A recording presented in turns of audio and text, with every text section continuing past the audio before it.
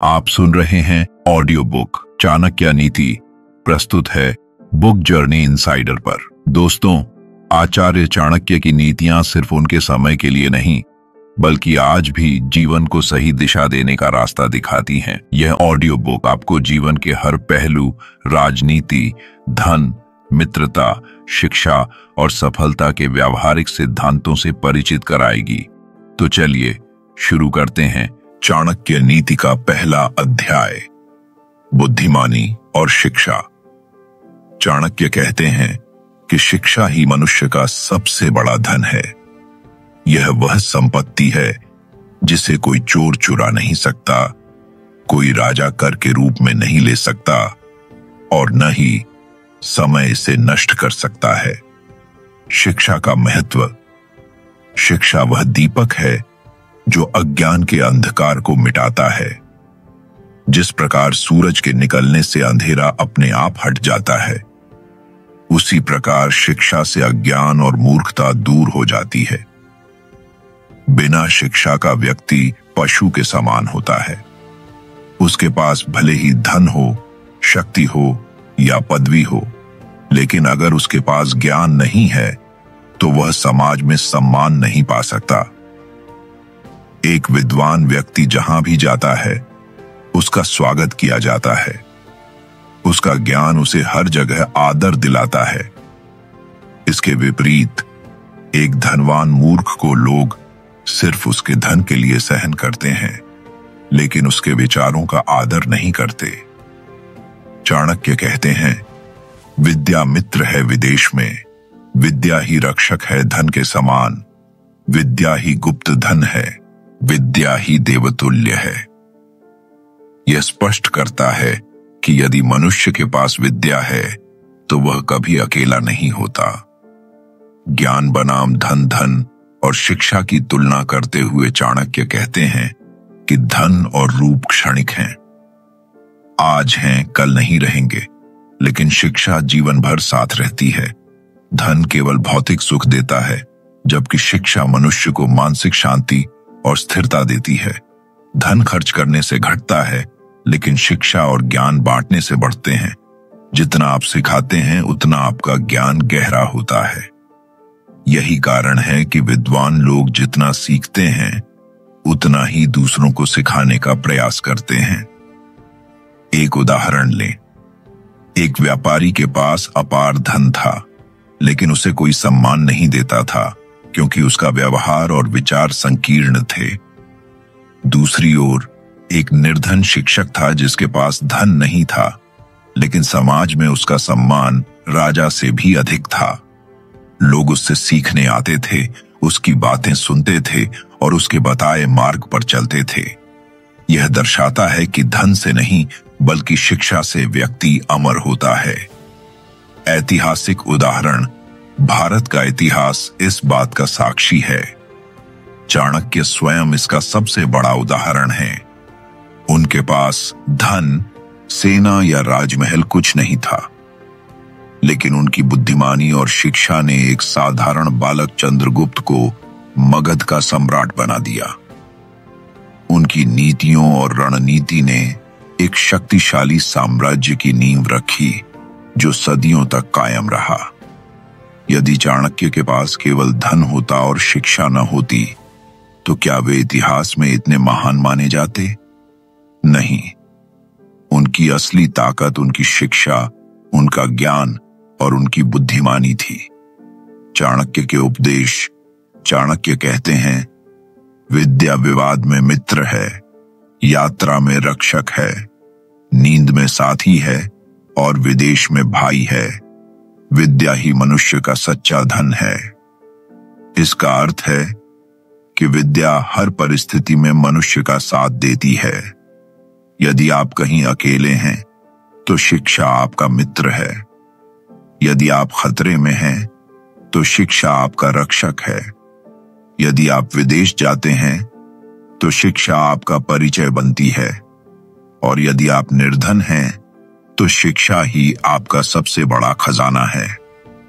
आधुनिक जीवन में शिक्षा आज के समय में भी यह उतना ही सत्य है जितना हजारों साल पहले था। एक व्यक्ति जिसके पास कौशल और शिक्षा है वह हर जगह अवसर पा सकता है, लेकिन जिसके पास केवल धन है वह अवसरों का सही उपयोग नहीं कर सकता। आज पूरी दुनिया में जो लोग सफलता की ऊंचाइयों तक पहुंचे हैं वे सब शिक्षा और ज्ञान के बल पर पहुंचे हैं।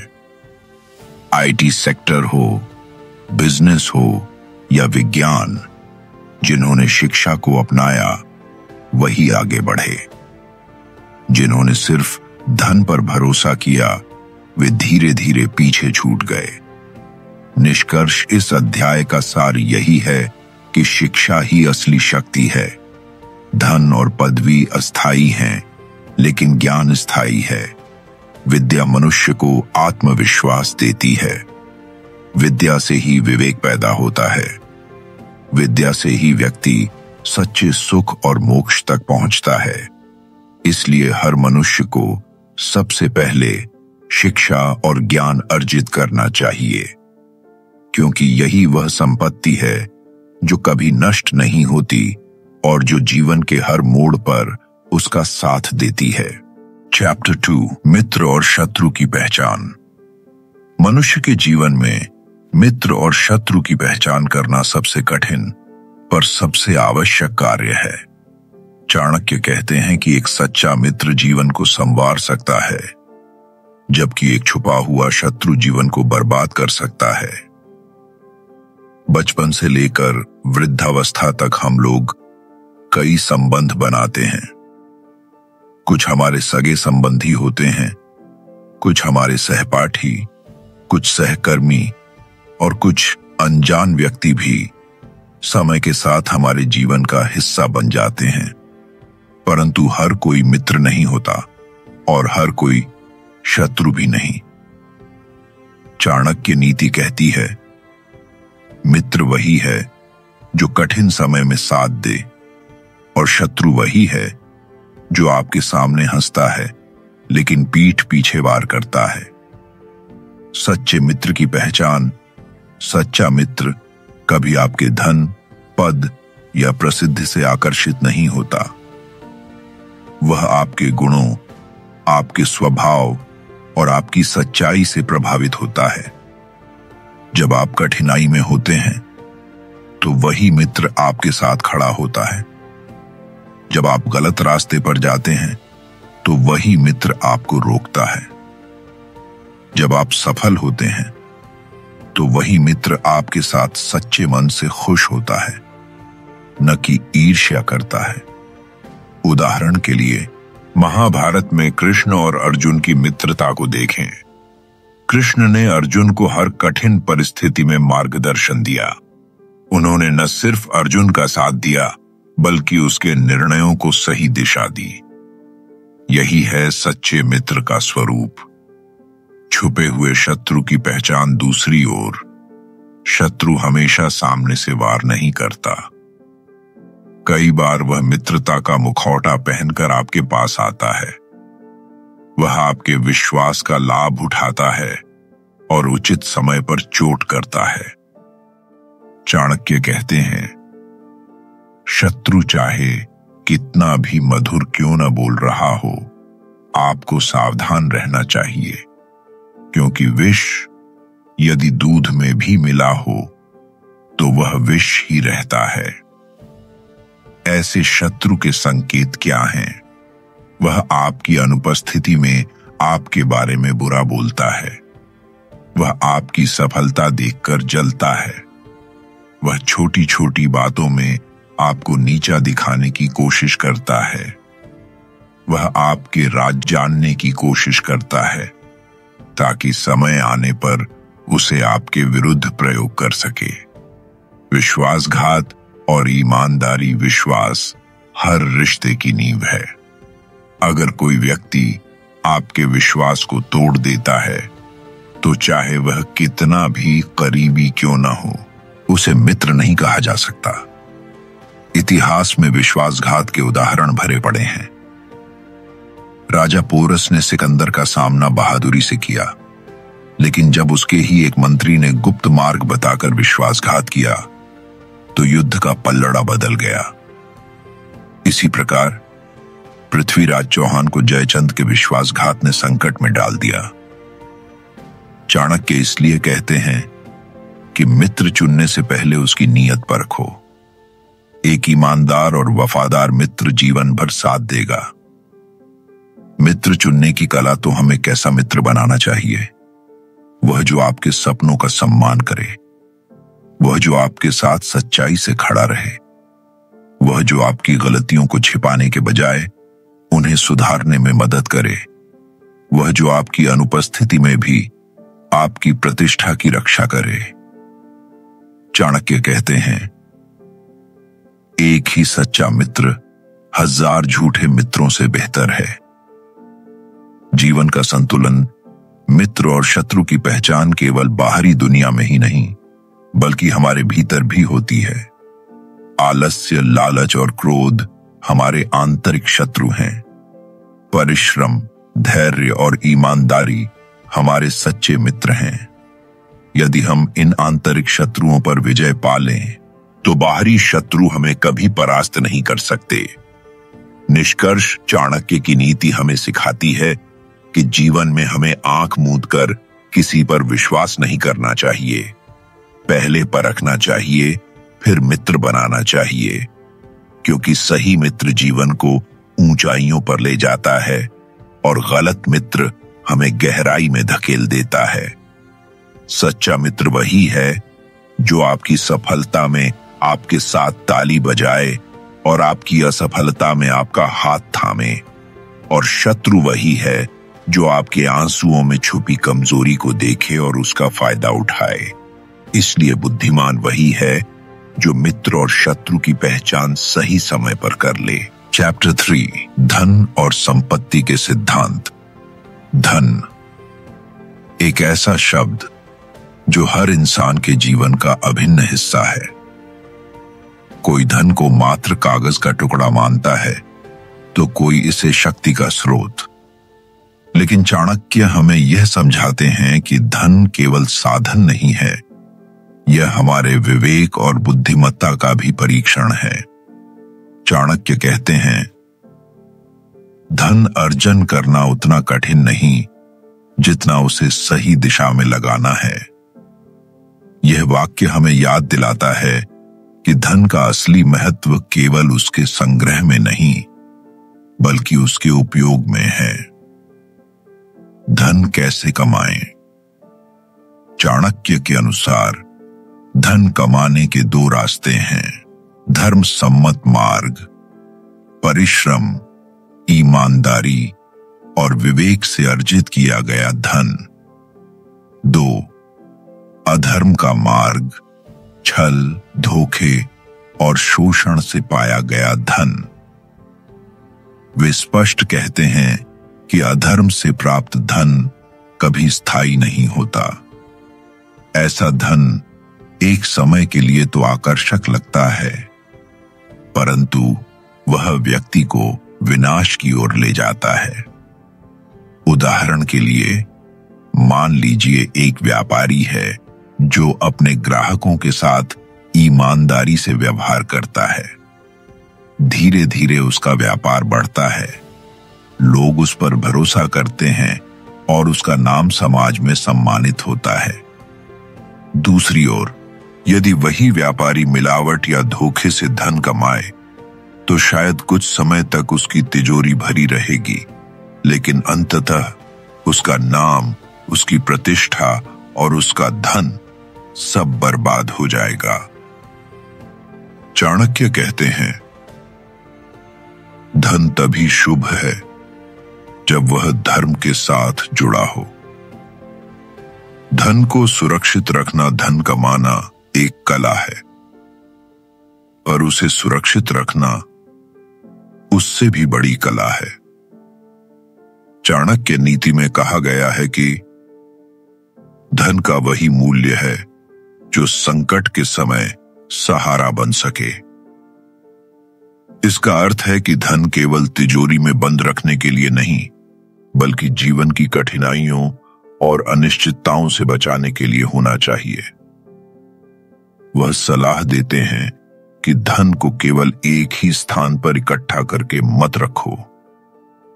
यदि आग, चोरी या अन्य किसी संकट ने उसे छीन लिया तो सब कुछ समाप्त हो सकता है।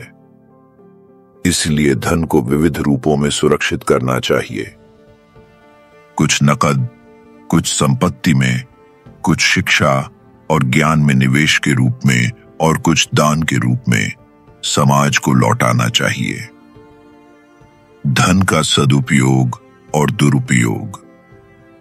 चाणक्य हमें बताते हैं कि धन का असली अर्थ उसके सदुपयोग में है।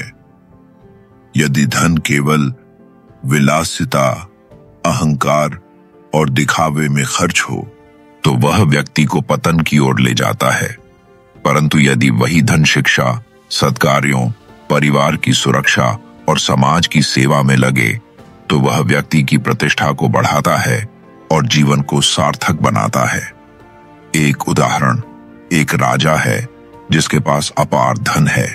यदि वह उस धन को केवल महलों की सजावट और नृत्य गायन में खर्च करे तो उसका राज्य कमजोर हो जाएगा और शत्रु उसे नष्ट कर देंगे। परंतु यदि वही धन सेना को सशक्त करने, जनता के कल्याण, शिक्षा और न्याय व्यवस्था पर लगाया जाए तो उसका राज्य समृद्ध और सुरक्षित रहेगा। चाणक्य कहते हैं, धन तभी उपयोगी है जब उससे धर्म और समाज दोनों का उत्थान हो। धन और मान सम्मान का संबंध, धन से मान सम्मान मिलता है, यह सत्य है। लेकिन यह भी उतना ही सत्य है कि केवल धन से ही सम्मान स्थायी नहीं होता। सम्मान तभी मिलता है जब धन के साथ साथ विनम्रता और करुणा जुड़ी हो। चाणक्य कहते हैं, धन अहंकार को जन्म दे तो वह व्यक्ति को समाज से दूर कर देता है। अहंकारी धनी व्यक्ति अकेला रह जाता है, लेकिन विनम्र और उदार धनी व्यक्ति को समाज सच्चा मित्र मानता है। धन और मित्रता। धन मित्र और शत्रु की पहचान का भी आधार बनता है। सच्चा मित्र वह है जो कठिन समय में आपके साथ खड़ा रहे, जबकि झूठा मित्र केवल आपके धन के समय साथ दिखता है। इसलिए चाणक्य चेतावनी देते हैं कि धनवान होने पर जो साथ दिखे और निर्धन होने पर दूर हो जाए वह कभी मित्र नहीं हो सकता। धन, दान और धर्म। धन का सर्वोच्च उपयोग दान है, परंतु चाणक्य यह भी स्पष्ट करते हैं कि दान विवेकपूर्ण होना चाहिए। अंधा दान आलस्य को बढ़ावा देता है। सही दान वह है जो जरूरतमंद को आत्मनिर्भर बनाता है। उदाहरण, यदि कोई भूखा है तो उसे भोजन कराना पुण्य है, लेकिन यदि कोई स्वस्थ व्यक्ति केवल आलस्य के कारण दान पर निर्भर है तो उसे बार बार भोजन कराना समाज को कमजोर करेगा। इसलिए दान का उद्देश्य आत्मनिर्भरता और अपलिफ्टमेंट होना चाहिए। निष्कर्ष, चाणक्य नीति का 3रा अध्याय हमें यह सिखाता है कि धन कमाना आसान है, पर उसे सही मार्ग से अर्जित करना ही सफलता है। धन को सुरक्षित रखना आवश्यक है ताकि संकट में वह सहारा बन सके। धन का सदुपयोग शिक्षा, परिवार और समाज के कल्याण में होना चाहिए। धन के साथ विनम्रता और करुणा जुड़ जाए तो वह सम्मान दिलाता है। दान तभी श्रेष्ठ है जब वह किसी को आत्मनिर्भर बनाए। इस प्रकार चाणक्य धन को केवल साधन नहीं मानते, बल्कि जीवन की गहनता और व्यक्तित्व की परख का माध्यम मानते हैं। चैप्टर 4, स्त्री और परिवार संबंधी नीतियां। परिवार समाज की सबसे छोटी इकाई कहा जाता है कि समाज का निर्माण परिवारों से होता है। अगर परिवार मजबूत है तो समाज मजबूत है, और अगर परिवार कमजोर है तो समाज भी धीरे धीरे कमजोर हो जाता है। परिवार सिर्फ खून के रिश्तों का नाम नहीं, बल्कि यह एक ऐसा तंत्र है जहां प्यार, जिम्मेदारी, त्याग और संतुलन मिलकर जीवन को अर्थपूर्ण बनाते हैं। लेकिन क्या आपने कभी सोचा है कि इस पूरे परिवार के ढांचे को स्थिर रखने की सबसे बड़ी जिम्मेदारी किसके कंधों पर होती है? उत्तर है स्त्री। स्त्री की भूमिका, नींव और आधार। भारतीय संस्कृति में स्त्री को गृहलक्ष्मी कहा गया है। इसका कारण केवल यह नहीं कि वह घर संभालती है, बल्कि इसलिए कि वह घर के हर सदस्य के जीवन में संतुलन और ऊर्जा लाती है। मां के रूप में वह पालन पोषण करती है, पत्नी के रूप में सहयोग और प्रेरणा देती है, बहन के रूप में स्नेह और सुरक्षा देती है, और बेटी के रूप में घर में खुशियां और जीवन का नया रंग लाती है। वास्तव में स्त्री ही वह धागा है जो रिश्तों के मोतियों को एक सुंदर माला में पिरो देती है। परिवार में संतुलन का महत्व। एक परिवार तभी स्थिर रह सकता है जब उसमें संतुलन हो। संतुलन भावनाओं में, संतुलन निर्णयों में, संतुलन अधिकार और कर्तव्य में। यह संतुलन बनाए रखने में स्त्री की भूमिका अद्वितीय है। वह जानती है कब घर में सख्ती करनी है और कब प्यार से मनाना है। वह समझती है कि परिवार के हर सदस्य को समान महत्व देना क्यों जरूरी है। उदाहरण के तौर पर, अगर किसी घर में पिता केवल कठोर अनुशासन पर जोर दें और बच्चे डर में जीने लगें, तो वह घर कभी सुखी नहीं हो सकता। वहीं यदि मां अपनी भावनात्मक समझ से उस अनुशासन को प्रेम में बदल दे, तो वही घर सुख और समृद्धि का केंद्र बन जाता है। विवाह और स्त्री की नीति। विवाह केवल दो व्यक्तियों का मिलन नहीं, बल्कि दो परिवारों का संगम होता है। इसमें स्त्री का स्थान बेहद महत्वपूर्ण है। वह एक सेतु का काम करती है, अपने मायके और ससुराल के बीच, परंपरा और आधुनिकता के बीच, और सबसे बढ़कर पति और परिवार के बीच। एक बुद्धिमान स्त्री जानती है कि घर की खुशियां बाहरी दिखावे से नहीं, बल्कि आपसी समझ और सम्मान से आती हैं। अगर पत्नी धैर्यवान है तो वह पति के गुस्से को भी शांति में बदल देती है। अगर वह सहयोगी है तो पति कठिन से कठिन परिस्थितियों में भी डगमगाता नहीं। बच्चों का पालन पोषण, घर का भविष्य बच्चों पर टिका होता है, और बच्चों का भविष्य इस बात पर कि उन्हें किस प्रकार की शिक्षा और संस्कार मिलते हैं। यहां भी स्त्री की भूमिका सबसे आगे है। मां बच्चे को केवल पढ़ना लिखना नहीं सिखाती, बल्कि जीवन जीना सिखाती है। वह उसे बताती है कि कठिनाई में धैर्य रखना है, सफलता में अहंकार नहीं लाना है, और असफलता से घबराकर हार नहीं माननी है। अगर मां अपने बच्चे को सही दिशा देती है, तो वही बच्चा बड़ा होकर समाज के लिए प्रेरणा बनता है।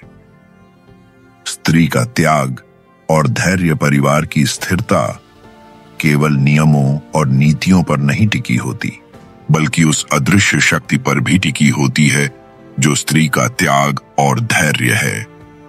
कितनी ही बार वह अपने सपनों को परिवार के सपनों के लिए कुर्बान कर देती है। कितनी ही बार वह अपने दर्द को छुपाकर सबके चेहरों पर मुस्कान लाने की कोशिश करती है।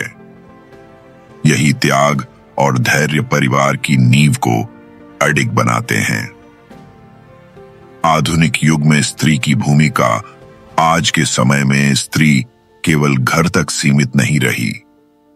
वह बाहर भी काम कर रही है, आर्थिक रूप से स्वतंत्र है और समाज में अपनी पहचान बना रही है, लेकिन इसके बावजूद भी वह घर को संवारने और संतुलित करने की अपनी जिम्मेदारी से पीछे नहीं हटती। वास्तव में आज की स्त्री दोहरे दायित्व निभा रही है। एक तरफ वह ऑफिस में काम कर रही है और दूसरी तरफ घर में परिवार को संभाल रही है। इसलिए उसकी भूमिका और भी महत्वपूर्ण और चुनौतीपूर्ण हो गई है। निष्कर्ष, परिवार की स्थिरता केवल दीवारों और छत से नहीं आती, बल्कि उसमें रहने वाले लोगों के रिश्तों और मूल्यों से आती है।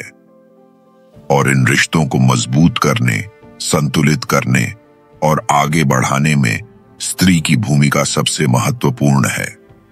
वह केवल घर की देखभाल करने वाली नहीं है, बल्कि वह उस घर की आत्मा है।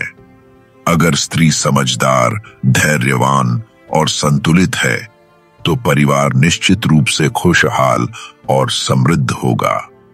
यही है स्त्री और परिवार संबंधी नीति कि स्त्री को परिवार का आधार माना जाए, उसके त्याग और धैर्य को पहचाना जाए और घर परिवार में संतुलन बनाकर रखा जाए।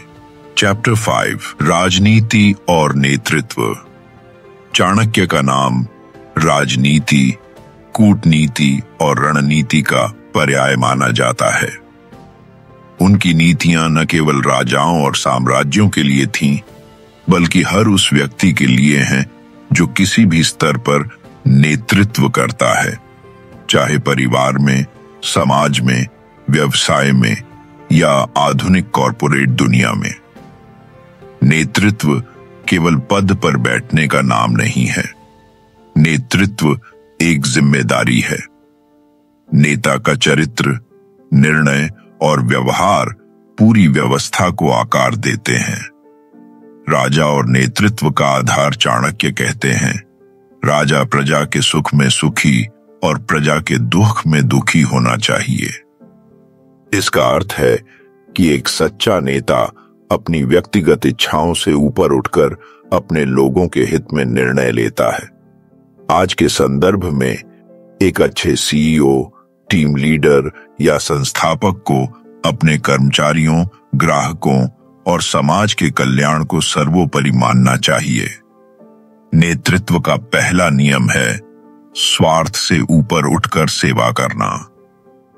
मंत्री और सलाहकारों का महत्व चाणक्य कहते हैं कि राजा कितना भी शक्तिशाली क्यों न हो, बिना योग्य मंत्रियों के वह टिक नहीं सकता।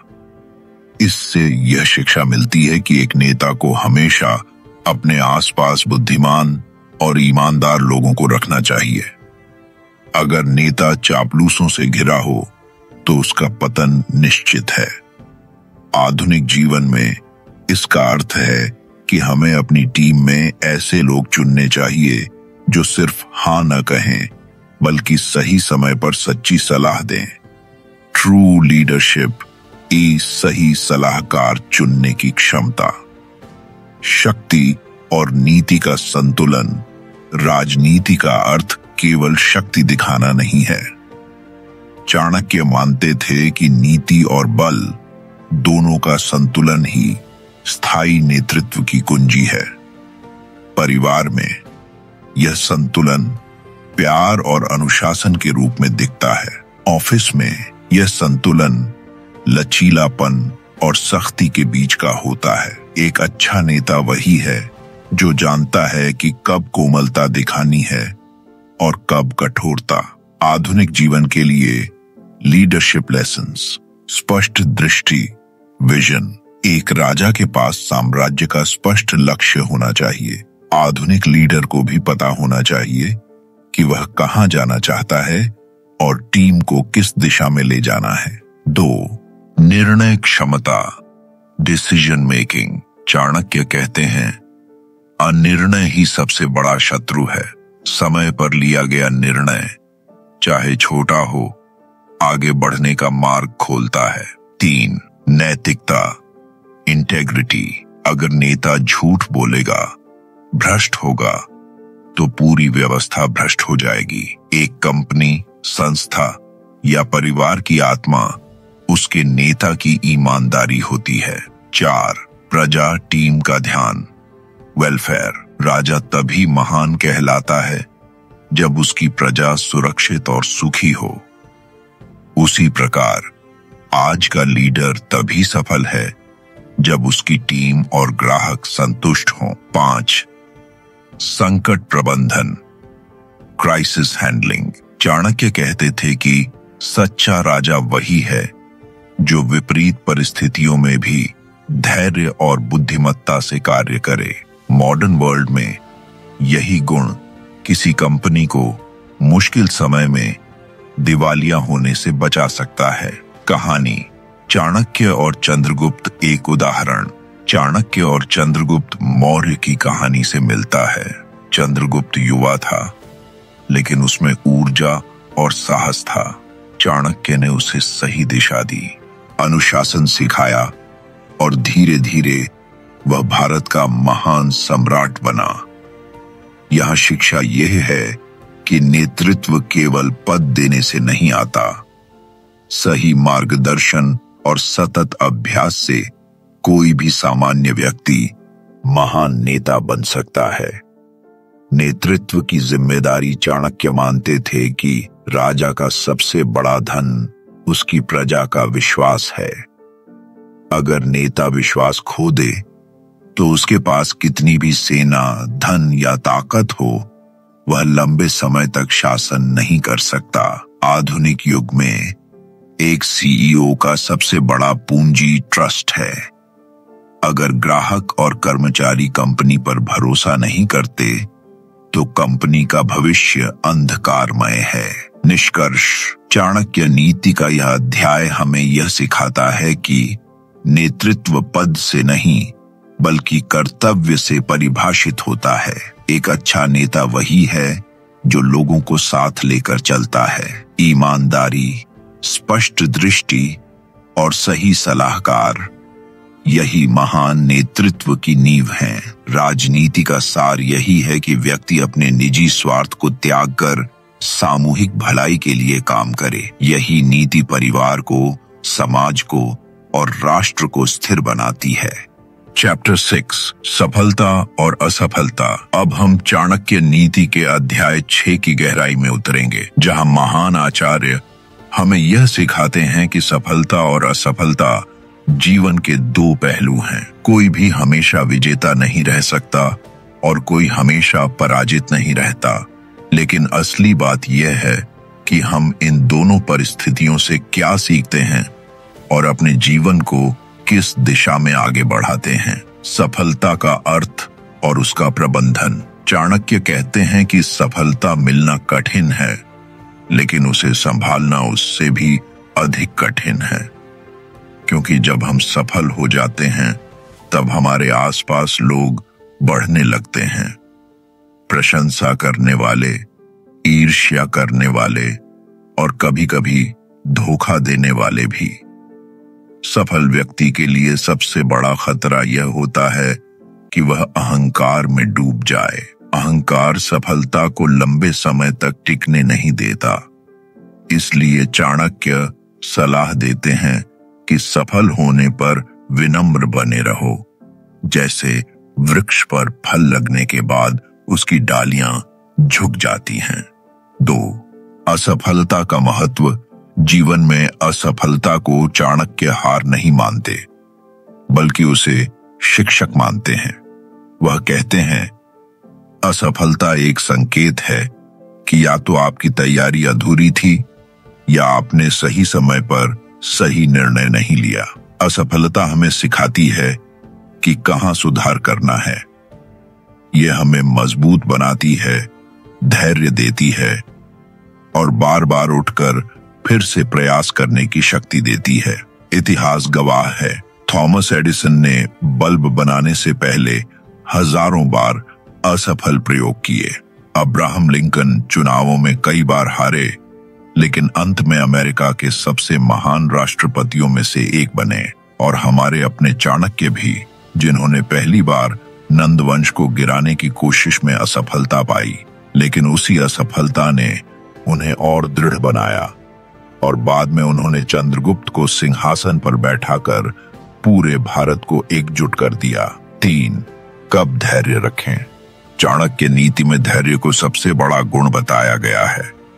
धैर्य का अर्थ यह नहीं कि आप बैठकर सब्र करते रहें। धैर्य का अर्थ है सही समय की प्रतीक्षा करना। जैसे किसान बीज बोने के बाद तुरंत फल की उम्मीद नहीं करता, वह जानता है कि ऋतु और समय आने पर ही फसल पकती है। धैर्य उस समय रखना चाहिए जब परिस्थितियां आपके नियंत्रण से बाहर हों।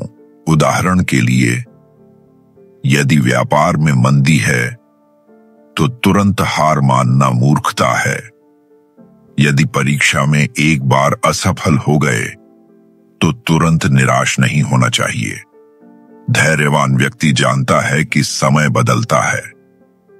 आज की असफलता कल की सबसे बड़ी सफलता की नींव हो सकती है। कब कदम उठाएं, लेकिन केवल धैर्य ही पर्याप्त नहीं। चाणक्य कहते हैं, जो समय पर निर्णय नहीं लेता उसका अवसर दूसरों के हाथों चला जाता है।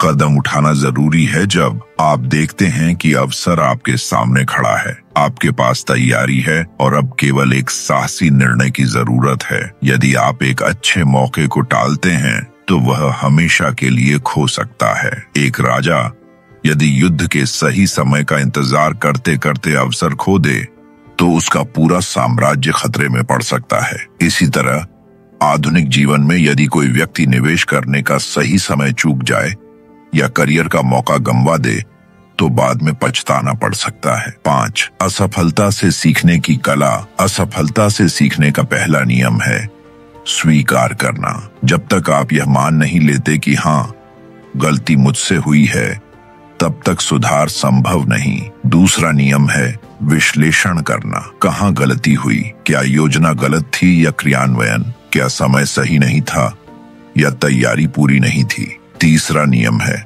फिर से प्रयास करना। असफलता आपको वहीं छोड़कर नहीं जाती, वह आपको एक नया मार्ग दिखाती है।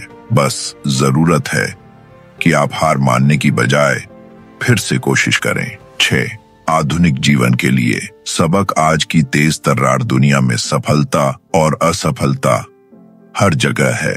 नौकरी, व्यापार, पढ़ाई, रिश्ते, स्वास्थ्य। यदि आप बिजनेस में हैं तो कभी न कभी नुकसान होगा। यदि आप विद्यार्थी हैं तो कभी न कभी किसी परीक्षा में कम अंक आ सकते हैं। यदि आप रिश्तों में हैं तो कभी न कभी दिल टूट सकता है। लेकिन चाणक्य सिखाते हैं कि यह सब जीवन का हिस्सा है। सफलता को संभालना और असफलता को अवसर में बदलना, यही असली बुद्धिमानी है। 7. निष्कर्ष। चाणक्य नीति का यह अध्याय हमें सिखाता है कि सफलता में विनम्रता रखो, असफलता से घबराओ मत, उसे गुरु मानो। धैर्य रखो जब हालात आपके हाथ में ना हो, कदम बढ़ाओ जब अवसर आपके सामने हो। याद रखो, जीवन की सबसे बड़ी असफलता है प्रयास ही न करना। जो बार बार कोशिश करता है अंततः वही विजेता बनता है। आपने सुनी चाणक्य नीति फुल हिंदी ऑडियो बुक। प्रस्तुत है बुक जर्नी इनसाइडर पर। अगर यह ज्ञानवर्धक ऑडियो बुक आपको पसंद आई हो तो इसे लाइक, शेयर और सब्सक्राइब करना न भूलें। आपके सुझाव और विचार हमारे लिए बहुत मूल्यवान हैं। फिर मिलेंगे एक नई ऑडियो बुक और प्रेरणादायक कहानी के साथ। धन्यवाद।